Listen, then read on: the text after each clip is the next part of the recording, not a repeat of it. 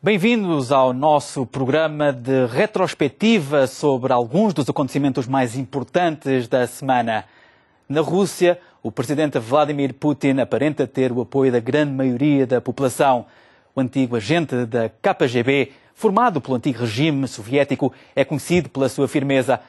Na última segunda-feira, a oposição saiu às ruas em manifestações não autorizadas. O principal opositor, Alexei Navalny, foi detido juntamente com outros manifestantes. O líder da oposição russa, Alexei Navalny, foi preso. A detenção aconteceu antes de um protesto contra a corrupção, do qual era um dos organizadores. A manifestação tinha sido autorizada pelo governo local. Navalny foi detido à porta da sua casa, à saída para a concentração, uma informação avançada pela própria mulher do político através das redes sociais. A detenção acontece depois de Navalny ter, à última da hora, mudado o local onde deveria decorrer o protesto para o mesmo onde se celebra o Dia da Rússia, considerado pelas autoridades uma provocação. A manifestação aconteceu na mesma, com pelo menos uma dezena de detenções. Os protestos estenderam-se a outras cidades. Em Vladivostok, a polícia prendeu mais manifestantes contra a corrupção no país. Estou aqui por causa da corrupção na Rússia, que está a atingir proporções inimagináveis. Enquanto na Islândia o primeiro-ministro foi demitido em resultado do escândalo dos papéis do Panamá, o nosso primeiro-ministro é apanhado num grande caso de corrupção, mas não vai para lado nenhum. Isso é muito estranho, é um entrave ao desenvolvimento do país. Eu já estava à espera desta recessão. É a demonstração perfeita do que é o nosso Estado. Põem tudo no mesmo saco. Cossacos que reivindicam, ativistas da oposição. Quando acontece algo, há polícia por todo o lado.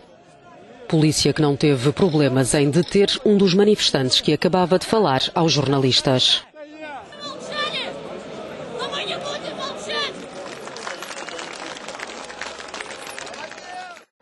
Para analisar os acontecimentos, temos connosco, a partir de Lisboa, Ricardo Carvalho, jornalista.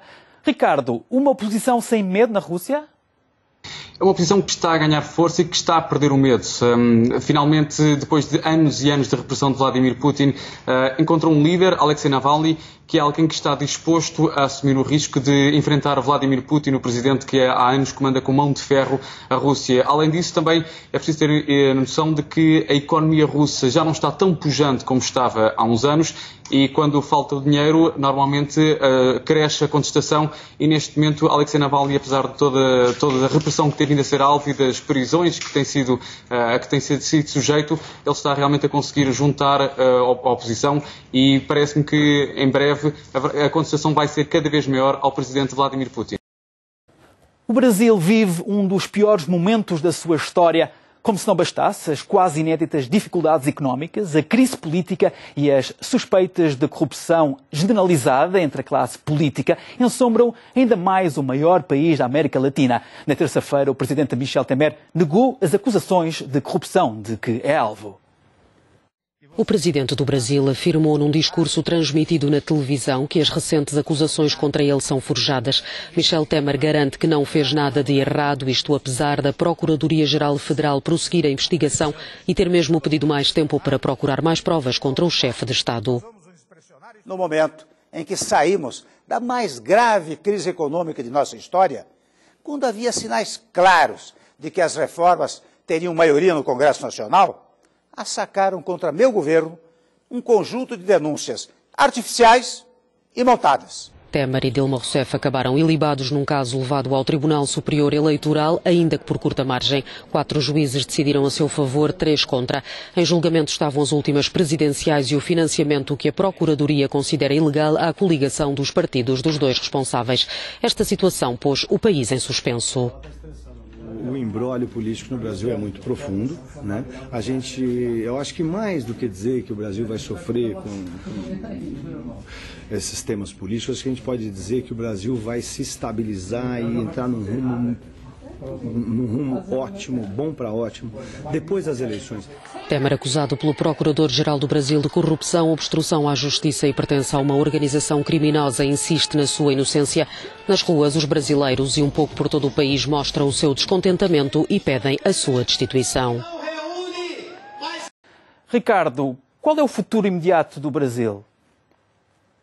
O Brasil é um caso muito complicado porque o povo nas ruas pede eleições. É preciso recordar que Michel Temer não foi eleito diretamente, ele foi como vice-presidente de Dilma Rousseff. Dilma, entretanto, houve o processo de impeachment, ela saiu, Michel Temer assumiu esse cargo, mas até o cargo de presidente, mas é um presidente muito contestado nas ruas, ao ponto de, neste momento, nem sequer participa em cerimónias públicas, onde possa haver muitas pessoas, exatamente porque em cada lado que o presidente aparece, existe uma grande contestação e neste momento parece-me que sinceramente que o Brasil só tem uma solução, que é avançar para eleições democráticas, até porque todo o gabinete ministerial de Michel Temer também está envolto numa suspeição grande em termos de corrupção. É raro o político no Brasil que não esteja acusado ou não esteja a ser investigado por corrupção, incluindo o próprio presidente. E a Euronews em português criou uma sondagem no Facebook sobre o presidente do Brasil. 90% das pessoas que responderam consideram que Michel Temer não tem condições para governar o país. Não é um estudo de opinião científico, mas reflete uma tendência nas redes sociais. Bruno Riberto, um dos internautas que comentou a sondagem, afirma: acredito que não, sou a favor da legitimidade nas urnas e não em sufrágios e golpes baixos. Há uma enorme falta de confiança e isto gera instabilidade. O Brasil precisa de uma faxina geral na política. Londres é novamente atingida depois dos trágicos atentados terroristas. As chamas destruíram uma torre no coração da capital britânica. A Grenfell Tower, no oeste de Londres, ficou completamente destruída após um incêndio de grandes dimensões, naquela que foi uma verdadeira noite de inferno na capital inglesa. O alerta foi dado por volta da 1 da manhã, hora local, e mais de 200 bombeiros combateram as chamas no edifício residencial de 24 andares e 120 apartamentos, construído em 1974, mas renovado o ano passado nas proximidades de Notting Hill. As autoridades ainda não conseguiram apurar a causa do incêndio, mas já admitiram a existência de vítimas mortais, sem avançar um número, a que se juntam várias dezenas de pessoas hospitalizadas. Um balanço provisório, até porque existem relatos de bastantes pessoas que não conseguiram abandonar o edifício. Os sobreviventes queixam-se da existência de um alarme de incêndio.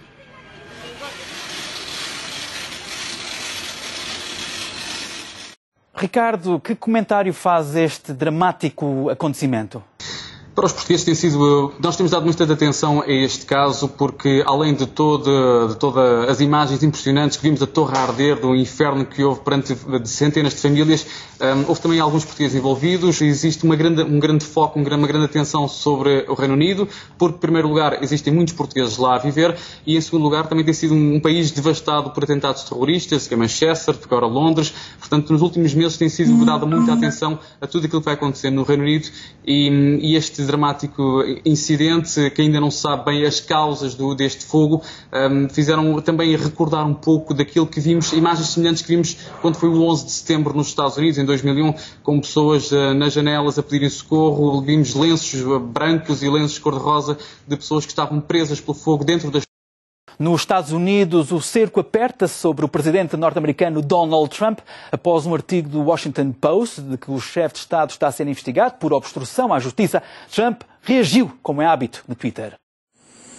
Donald Trump recorreu mais uma vez ao Twitter para contestar uma reportagem do jornal Washington Post, onde se afirma que o presidente está sob investigação por eventual obstrução à justiça pelo Conselho Especial que investiga a alegada ingerência da Rússia nas eleições presidenciais dos Estados Unidos da América em 2016. Trump escreve: fizeram uma combinação falsa com a história dos russos, não encontraram provas e optaram por obstrução à justiça nesta história falsa. Bonito. O inquérito é liderado por Robert Mueller. O periódico, citando fontes confidenciais, afirma que o procurador especial está a interrogar os diretores dos serviços de informações para determinar se Donald Trump tentou travar ou bloquear a investigação. Ricardo, Trump está a caminho do impeachment?